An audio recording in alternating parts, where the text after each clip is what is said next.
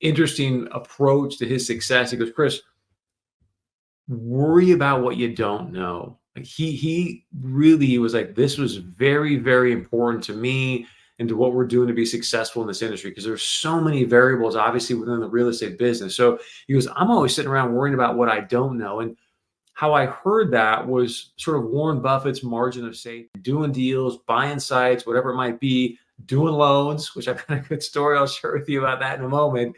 But try to give yourself as much margin of safety as possible. In fact, he said, Chris, whenever I go in and do a deal, I always make sure that there's not just one thing that can take me out. I try to give myself as many different variables as possible that, hey, if these things go awry, this deal can still work.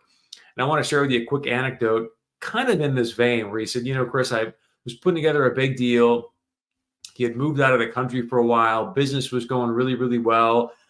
He was going to get an $80 million loan. He ended up getting 110. The deal looked fantastic.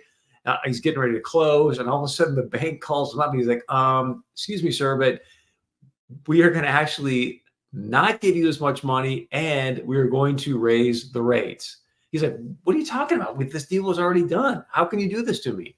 He ended up following through on that loan, but he did say with that bank, okay, here's the deal. Pun intended. If this is how this is going to go down, just know that when I pay this thing off, I'm going to come back for a lot more money for the next loan. So he ended up getting it paid off. He's built a great relationship with that bank. But again, it could have blown up. He didn't listen to the naysayers, stayed passionate about the project. Obviously, it made sense financially, got the deal done, and now has built a great long-term relationship with this bank. The third thing you talk about